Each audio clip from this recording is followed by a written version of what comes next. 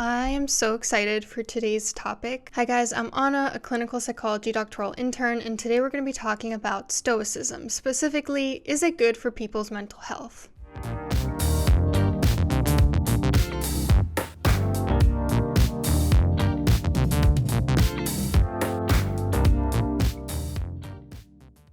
So I've been told in the past that I can look stoic, and I think when people say that, they just mean I look serious in professional settings. And I've also always had this sense that my grandma might be a really stoic person, in that she's very resilient, no fuss, very down to earth, all about what can you do to change your circumstances. So I decided to look into Stoicism more closely, and I was actually very shocked that almost every single thing in there deeply resonated with me. And not just that, but I've actually been keeping a running list of reasons why I think people these days are so unhappy.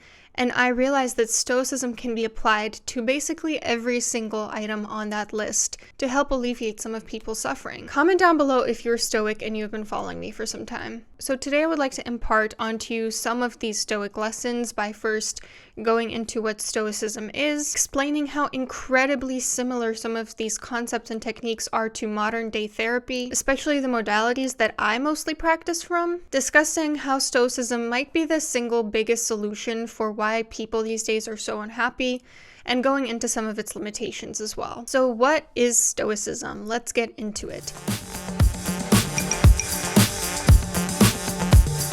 Stoicism is an ancient Greek Hellenistic philosophy, and the crux of it is really that you alone are responsible for your own life. There are going to be a lot of things that get thrown your way that are outside of your control, but how you decide to respond to them and react to them is absolutely what matters most.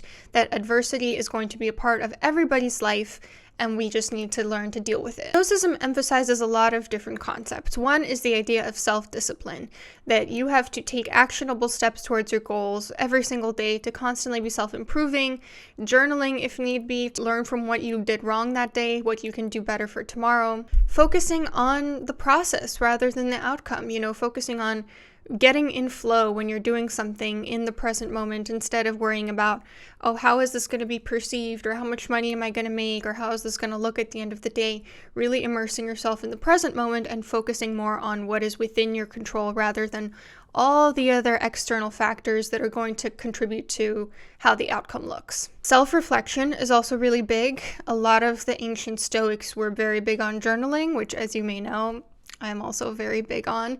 So constantly improving yourself, introspecting, looking into what your strengths and weaknesses are, figuring out how to better yourself, being very charitable with other people, but being kind of hard on yourself and constantly deconstructing your own weaknesses. Mindfulness is, of course, very important to Stoicism, because if you're supposed to enjoy the present moment as it is, you have to be mindful of what the present moment actually looks like. Instead of longing for what you don't have, like I said, really being in the flow of what you're doing this exact moment. There's a Stoic expression called memento mori, which basically means contemplating your own mortality, realizing that we're all going to die someday and deciding to make the most of every single day, treating each day as if it's your last, or treating each day as if yesterday was your last and today's just a bonus. It's a reminder to truly cherish the moment that you have and live a values-based life every moment of the day. Common good is also something that's emphasized in Stoicism, the idea that we're all interconnected and we should put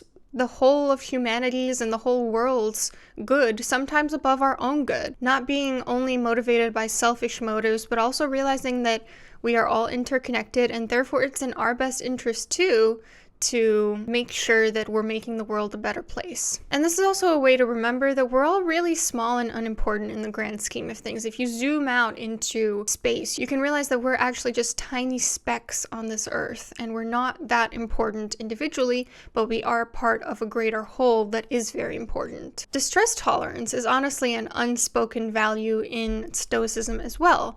The idea that you have to be resilient to whatever painful outcomes come your way. And even intentionally putting yourself in situations that might be uncomfortable or painful, like if you really like your coffee with a lot of milk in it, trying to only have it as black coffee, to sort of get in the habit of tolerating distress so that when naturally distressing things happen to you, you're able to deal with it in a resilient manner. acceptance is also really big. Acceptance of the present moment, acceptance of bad things that sometimes happen, acceptance of things that are outside of your control, acceptance of the cycle of life, because the cycle of life is a constant growth and shedding. Growth and shedding. It's not growth 100% of the time. If it were growth 100% of the time, things would not be able to function. I mean, how do you deal with a tree that never stops growing and never decays? There's another Stoic expression called amor fati, which says to love fate, to love every moment exactly as it is, exactly how it unfolds, instead of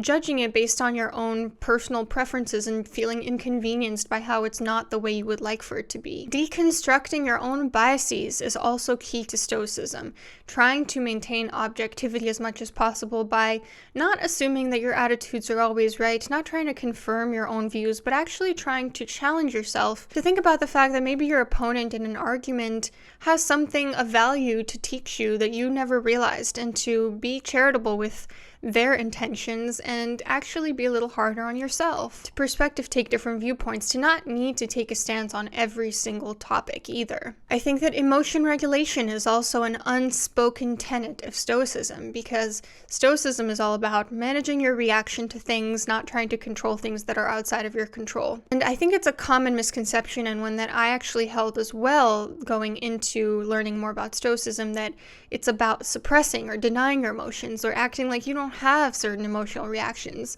And I don't think that that's actually accurate for what Stoicism represents.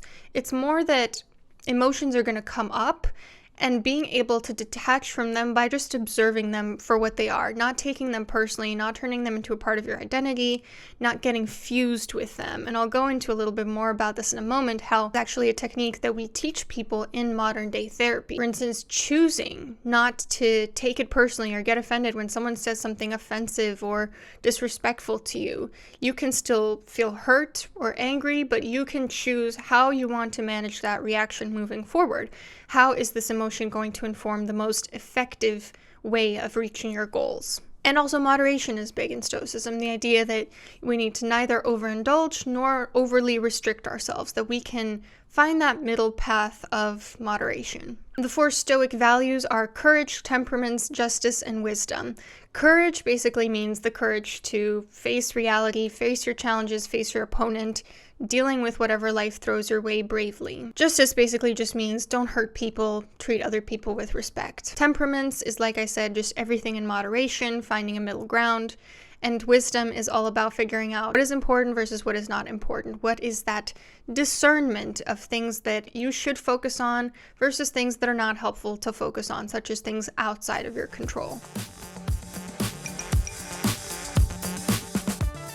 Modern day therapies, especially third wave CBT therapies like ACT and DBT, which are the ones that I find myself drawing from quite a lot, are so stoic in their concepts and their philosophies, and I did not realize how many exercises from ACT and DBT are actually borrowed from Stoicism. In DBT, there's this idea of radical acceptance, sometimes called an ACT willingness, which is basically this idea that when we resist reality or things outside of our control, that augments our suffering. It multiplies it. It multiplies inevitable pain and turns it into genuine agonizing suffering. And so we need to accept what life throws our way. That's a very Stoic concept. In ACT, one of the huge pieces is taking actionable steps towards your values. Of course, that is Stoic as well. There's a whole mindfulness module in DBT. Mindfulness is one of the 6 major concepts in ACT as well. There's a module called the stress tolerance in DBT, which, like I said, is a big part of Stoicism. In DBT, there's also something called the middle path, finding neither extremes, finding that middle ground that is the most realistic and the most effective way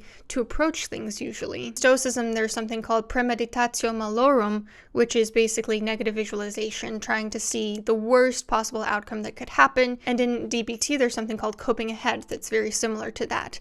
Marsha Linehan, the person who created DBT, actually, I heard this, I haven't verified it, but I'm assuming it's true because my previous therapist told me this. She said that Marsha Linehan created coping ahead by trying to deal with her agoraphobia while driving through tunnels, and that she was really scared that she was going to die in a tunnel if she had a panic attack there. And what she did was she visualized that worst case scenario happening to her. And that actually alleviated a lot of her anxiety because she realized, okay, if that happens, there's nothing I can do. It's outside of my control. So why worry about it? In Stoicism, there's this technique called turning the obstacle upside down, basically finding the silver lining in things, which is oddly similar to an exercise I was actually going to post on this channel a few months ago, and I just never came back to it, in which I encourage people to be grateful about how much worse things could be, essentially making the most of catastrophizing by turning it into a point of gratitude. Let me know if that's something you would like me to post. It's already recorded. I don't know why I just never got to it. I don't know if this is part of any specific treatment modality, but I once had a supervisor who told me this exercise of making 2 circles, and inside the inner circle, clients write down everything that's within their control, and outside circle, they write down everything that's outside of their control. And so I've done this with clients before. I've done it with myself as well. Really put into perspective, what are the things that we can't control that we should kind of release and acknowledge that there's nothing we can do about, versus what are the things that are within our control that we can focus on and make sure that we've done everything in there. That feels very Stoic as well. In ACT, there's this exercise called visualizing how people would talk about you at your obituary or at your 80th birthday party, as a way to sort of clarify your values.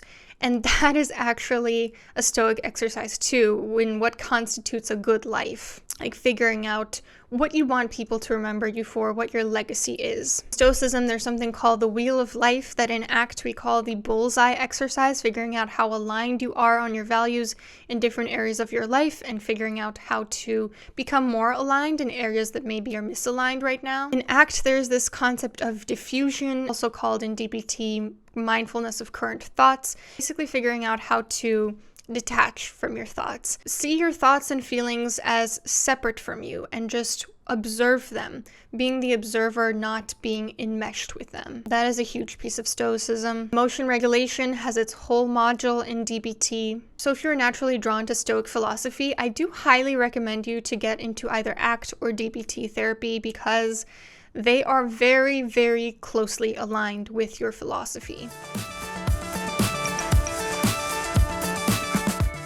So why are people these days, especially young people, so unhappy? And how can a Stoic outlook on life resolve some of those? So like I said, this is a list that I made a while ago where I was just noticing things from my personal life, from conversations I've had with clients, and thinking about the internal reasons that people are so miserable these days. And a lot of these honestly include myself. Like, I've been guilty of so many of these things in the past, and I'm trying to do better with that. Of course, I know there's going to be somebody that comments down below that this is not considering systemic issues, and that why are they all focused on what the person is doing wrong?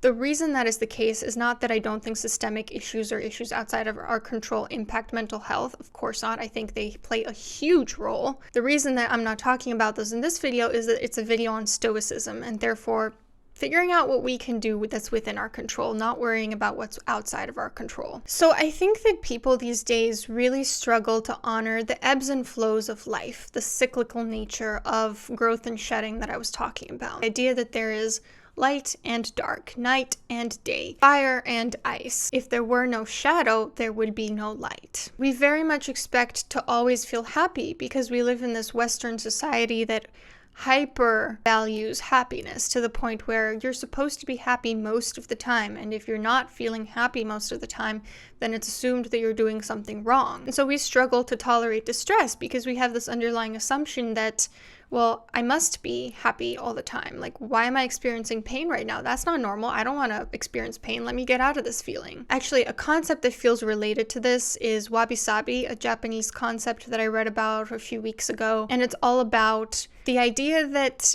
there is some beauty in the shedding phase of the cycle, in the decaying of things, in the aspect of time passing that kind of deteriorates things. It's why people love looking at abandoned houses, for instance, that there's something beautiful in the simple things, and there's something beautiful about how fleeting everything is. In America, I don't think that people really see that. When we see, for instance, a wrinkle coming up, we get scared, we get worried about, what does this mean? Is my beauty going to be gone? Is my youth going to be gone? Yes, that's what makes youth so special, that if it's eventually going to be gone. If everyone were youthful all the time, then it wouldn't matter. We wouldn't value it as much. So the Stoic solution to this mindset issue is that we have to accept there are going to be moments of pain. There are going to be things that are not within our control to affect. Whether it's not getting a job that you wanted, or having a rainy day when you were hoping to go outside and play frisbee in the sunshine, your flight getting canceled, getting stuck in traffic, someone being unfair to you, dealing with a chronic illness. All of these are adverse things that happen to us that we cannot control, and everyone is going to experience them at some point. I think that sometimes we take pain so personally that we assume we're the only ones going through it. We don't remember that everyone is going through pain to different extents. Of course, there are people who have way more pain than others, like, for instance, survivors of the Holocaust or other calamities. Obviously, a whole lot more pain than what you and I are going through on a day-to-day basis. And of course, even in between you and I, there might be different levels of adversity. Coping with adversity is one of the main ways that humans find meaning in life. And this is actually a lesson from a Holocaust survivor, Viktor Frankl, who was a psychologist that survived the Holocaust and wrote this whole book about how to find meaning in your life, and created logotherapy, which is all about the same thing. So our society would look so different if we didn't chase happiness all the time, but rather we chased meaning. If we didn't take every life experience as an opportunity to judge how happy or unhappy we are, but rather how much meaning we're deriving from it, then we could make meaning of every single moment. A Stoic outlook also focuses more on what we can control. So maybe if all those bad things happen to you that I just listed, you can apply for a new job. You can choose to see the beauty in a rainy day. Call the airline to get a new flight ticket. Play some music and just dance along in your car while you're stuck in traffic. Stand up for yourself if someone's being unfair to you. Get medical attention if you have a chronic illness. Understand that we would not enjoy the pleasant parts of life as much if there weren't also unpleasant parts to them. And so everything is the same coin. There's the happy side and there's the unhappy side. They are both two sides of the same exact coin that are inextricable. You cannot have one without having the other as well, so why not just make the most of both? Also, I think a Stoic outlook would remind us that things aren't always going to be this way because of the cyclical nature of it. You're experiencing pain now so that you can experience pleasure later. Kind of like no pain, no gain. If you don't work hard in the gym, you're not going to see the results that you want to see. So why not enjoy the process and the hustle that can come with it? And also, why not practice some gratitude about how much worse things could be? Because no matter how terrible your outcomes have been, and trust me, I believe that many of you watching have had very painful experiences, there's always someone who's had it worse. That is not meant to invalidate your pain. It's meant to put it into perspective as a way to alleviate your pain. Another issue that I think makes people so unhappy these days is that we make labels a part of our identity. And then we have no motivation to break free of some of those identities that might be doing us harm, because who are we then without them? I'm not saying don't have any identities. I think it's human nature to hold identities that are important to us. Like I identify as a woman, a Romanian person, a wife, a psychologist in training. But would I cease to be myself if any of these things changed? Like would I be myself if I got divorced or decided to go into a different career path? No, I would still be myself at my core. I would still have the same essence, because what is immutable about us is this consciousness that doesn't really hold any traits. It just is. Ultimately, we're not these fixed entities. We're very fluid. We're dynamic. We're ever changing depending on the context. The only thing that's stable is this intangible consciousness through which we experience the world. So the Stoic solution to this issue of making labels a part of our identity is to realize that really we as individuals are not that important, and it's our actions in the present moment that matter. It is our actions in the present moment that matter, and also we make up part of a bigger whole. It's not just about us, and we're not that different from everyone else. At our core, all of our consciousnesses, like I mentioned, are kind of the same. time. So I think a Stoic outlook would be to not get too bogged down in how you define yourself or what labels you use, and to focus instead on the values that guide your present actions right now. To live each day like it's your last, to break free of your limitations instead of getting entangled in them. Like not saying, I can't do X, Y, and Z because of blank identity that I hold. Another source of a lot of misery these days is that we desire an instant fix for things. We want this magic wand to take away our pain. Especially in therapy, I've noticed this attitude with a lot of young people, and I've certainly been guilty of this myself. Like, I remember the first time I went to therapy, this is totally how I expected it to go down, was that you go to a therapist, you tell them your problems, and then they fix them for you. And there's this assumption that there must be a solution to every single ailment, and that is simply not possible. When you think about it, if you go to a physician and you have some sort of ailment, and you tell them about it, not everything is going to have a solution. Just like not all cancer diagnoses are curable. So why do we assume that this is any different for mental health then? Not all psychological pain can be resolved.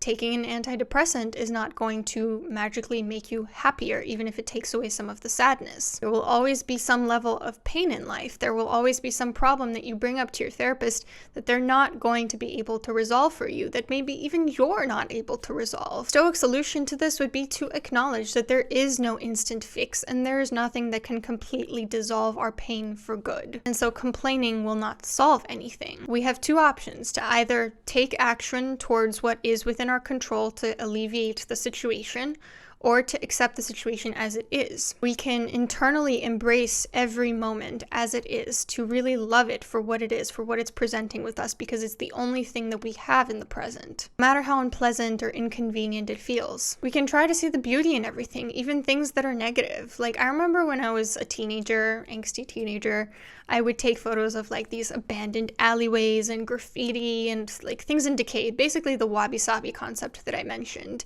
And there was something very beautiful about that. People assume that when I say beauty, that I'm talking about like everything has to be perfect and good.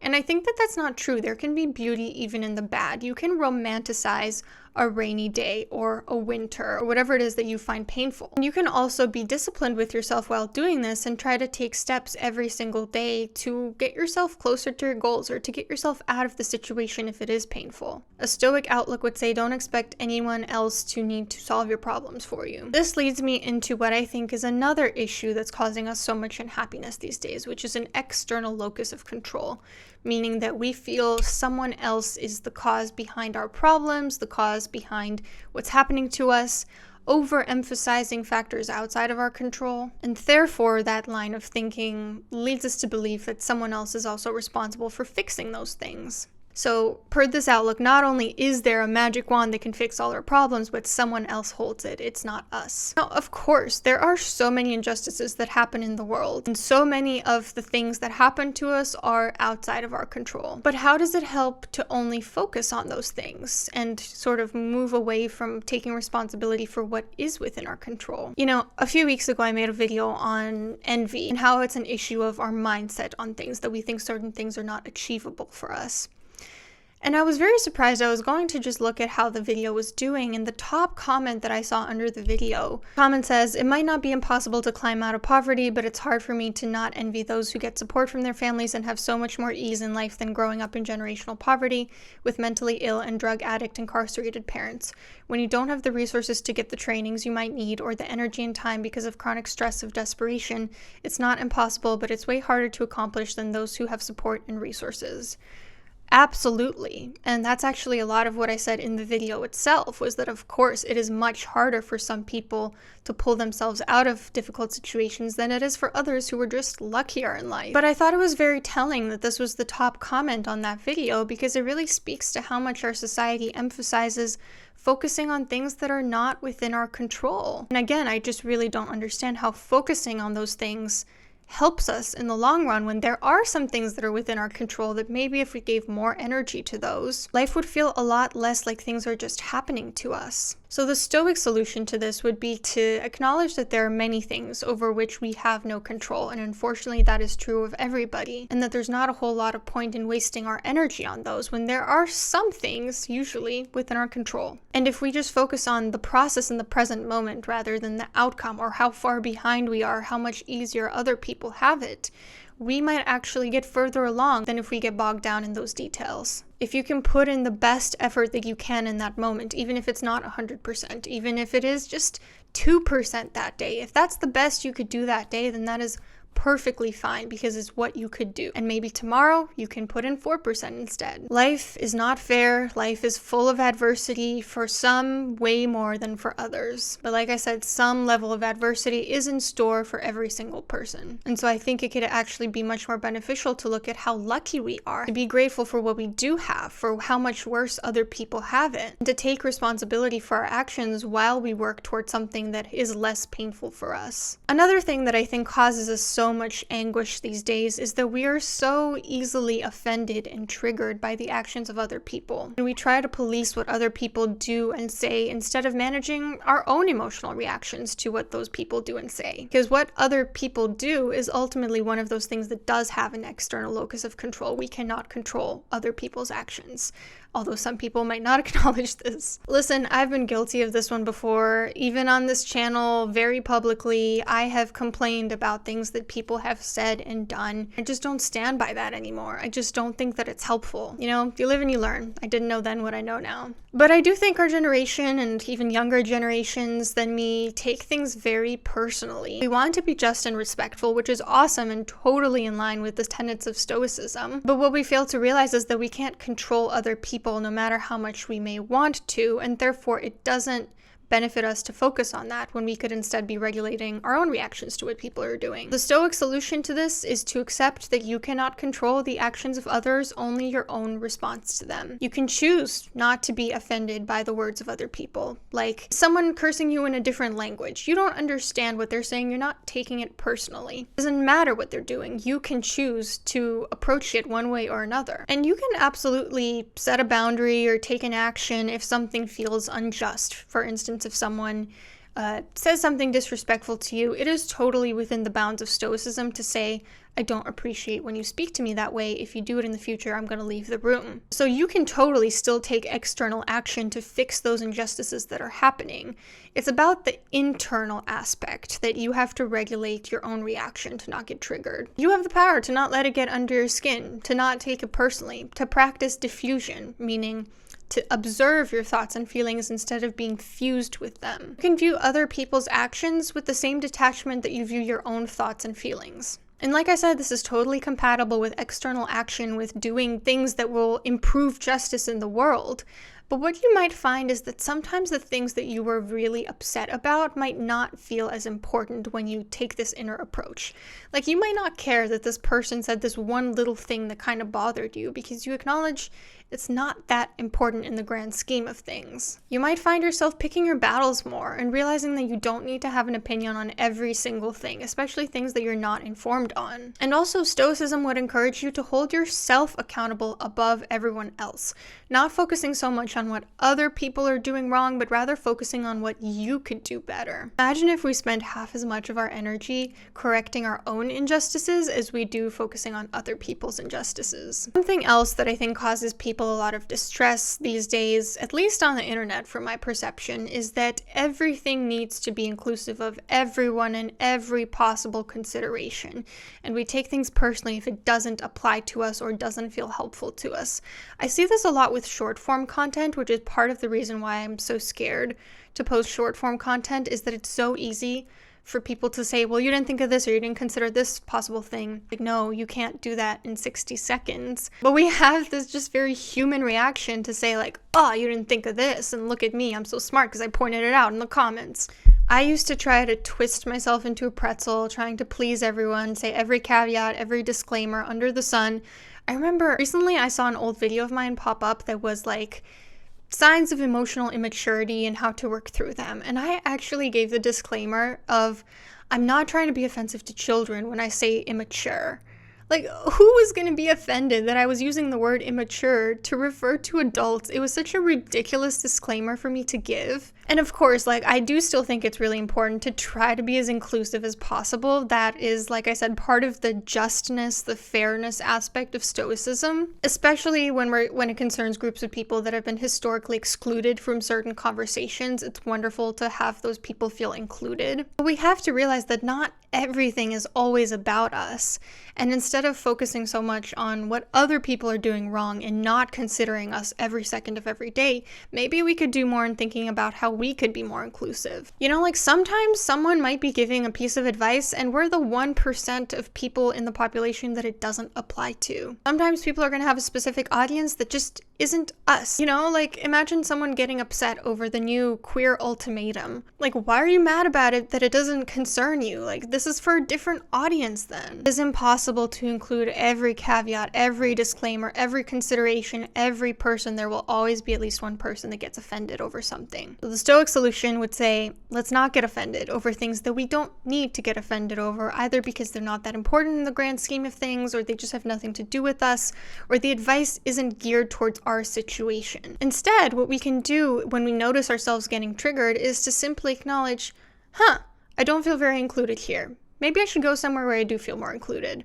Also, I think that people these days tend to assume the worst of intentions right off the bat without even considering other possibilities that might be driving a person's behavior. For instance, something that I saw a few months ago that really bothered me, and I'm going to kind of change the details a little bit just to preserve these people's privacy, but someone was talking about not liking a certain journalist. And right away, I heard one of their friends saying to them, why? Because they're fat? Like, without even hearing this person's reasons, which actually were quite nuanced and had nothing to do with identities this journalist held. The person just immediately assumed the absolute worst of intentions, and it was really uncomfortable to watch. I know that it's difficult to see the good in people sometimes. I sometimes struggle with this because I feel like we're fed so much negativity in the media, and negativity sells. You know, I've definitely fallen in the trap of saying humans suck sometimes. But when I actually speak to other humans in the therapy room, I realize that there's actually a lot of good in people. Especially individual people. I think when we congregate in groups, we tend to bring out the worst in each other. We are very dualistic, like I mentioned, that shadow and light. We're both two sides of the same coin. We have both light and dark within us. We don't need to assume the absolute worst of intentions all the time, because chances are that's not usually realistic. You know, most people are not evil. They're not thinking the absolute worst thing like we assume them to be. So the Stoic solution to this would really be to just be charitable with your opponent's intentions and be harder to yourself. Assume that you could be wrong. Assume that you are wrong for assuming that this person has such evil intentions in the first place. And realize that we're all parts of the same whole. What you see in other people is merely a reflection of what you see within yourself. What about the limitations of Stoicism? I've spoken very glowingly about Stoicism up until now, but I do think there are certain limitations it has, like anything. For one, I think that sometimes people need to just vent before they can go into solution-finding mode, and that's perfectly okay. I mean, I'm a therapist. I'm a big proponent of people going to talk about their problems and processing through them. I think that that's an important piece of emotional processing and emotion regulation. And I don't think that just pushing down your feelings without first doing that step of acknowledging them and acknowledging the pain that they give you is really helpful. I think that that's a form of emotional suppression or denial. And what we push down pops up even harder, like a beach ball. That's an ACT metaphor. So I'm a big advocate of providing support to people who need to vent before they take responsibility for their reality. And therapy can be a place for both. It can be a place of venting about your problems and finding solutions for them. I also think that this is kind of related, but sometimes we need to explore the past and the things that have been done to us, the ways in which we've been victimized by the world before we can move on from them. The past informs the present and the future, and I do think there's a time and place to address it, and again, I think therapy is a really big place to do that. So I don't take a completely stoic approach in that I think we should never talk about the ways in which we've been harmed by the world. Also, complaining can sometimes strengthen social bonds. You know, like sometimes if we're being real, gossiping or complaining about things like an unpleasant work environment, they bring people closer together. And so sometimes it does have its place. I also think that values are very person dependent, and Stoicism has these 4 values that they say these are the 4 most important things for every human being, and I just don't think it's that simple. I think in ACT, for instance, we encourage people to look into what values are most important for you, and that feels a lot more authentic to me than to just paint with one sweeping brushstroke and say, these are the 4 values that are inherently important to every human being. You know, like some people, for instance, they don't think that temperament is important. They take a more hedonistic view on life, and they enjoy the pleasant, pleasurable things in life. I don't think there's any right or wrong value to have unless you're hurting people. And also, I think Stoicism can sometimes come off as tough love to people, and not everyone needs tough love. Sometimes a nurturing approach works better for some people, so I don't think it's for everyone. As you can see, it was a relatively long video, so I'm not going to go into Stoic exercises to improve your mental health today.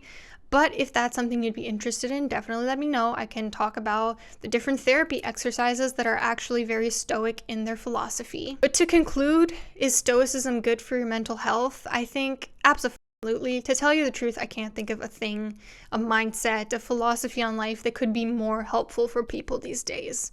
What do you think about it? Let me know.